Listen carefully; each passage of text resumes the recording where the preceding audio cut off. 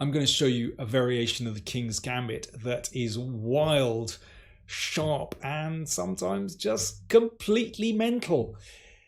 White plays here knight c3, which discourages black from playing the pawn to d5, but of course invites queen h4 check. And here white has to step up with the king. Already a completely bizarre situation. But there's method in this madness, because white is hoping to play knight f3 to gain time against the queen, and then to play d4, and then to play bishop takes f4, and all is right with the world. Unfortunately, it's not quite that simple, but it's not bad, this system for white. Korchnoi and Zak, in their seminal work in the 1970s, The King's Gambit, described knight c3 as a risky move leading to great complications, in which a single inaccurate move by either side can have fatal consequences. If that's the kind of chess you like playing, then you're in the right place. This line was first played by the legendary Irish player James Mason in 1878. And then later on, it was played in a series of correspondence games by the young Mason-Keres. So he was the first really strong player to study this line in some detail. And since then, well, Carlsen has played it in online games. I've seen Kasparov play Blitz game with it. And probably the strongest player to play it in classical chess is Richard Rapport. Now, well, he's in the top 20 in the world, and he managed to win with it in a serious classical game. Well, there are too many names, but usually it's called the Mason-Keres Gambit. Having said that, with the trend in recent online games to advance the king at such an early stage, we might switch name and call it the Bong Cloud Gambit. I've actually built up quite a lot of experience with this line. I used to play it in my wild teenage years, and I have to say I had fantastic results with it. I can't remember losing a single game with it, and I played it against opponents in the range of something like 1900 to 2300.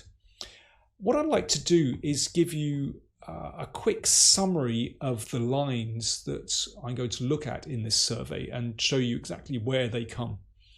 So in the first video, I'm going to be looking at d6, and after knight f3, black plays bishop g4 to pin that knight. In the second video, I'm going to be looking at pawn to g5, hanging on to the pawn on f4. In the third video, I'm going to be looking at lines where black simply retreats the queen, queen d8, and also queen e7. In the fourth video, I'm going to be looking at what was always known as the main line, where black gives up the d pawn with knight takes d5, allowing knight takes d5, then bishop g4 check, knight f3. So basically black gives up a pawn for quick development, and then bishop d6. So that's video number 4. And then in the final video, I'm going to be looking at not bishop d6, but knight c6, which allows knight takes c7, and then it just gets completely out of control. There's some great stuff there. So you can look forward to some really amazing games here, some beautiful ideas, some beautiful wins. I'm going to try and be objective. So, when the computer thinks black is doing well, I'll let you know, so you can gauge the risks. But remember, this is a human opening, and you're going to be playing against humans, I hope.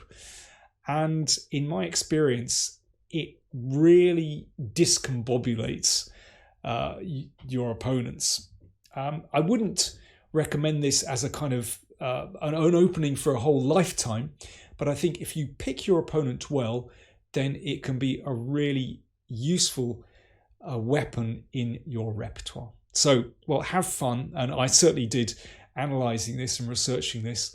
And eyes down, you're going to be in for some fantastic entertainment.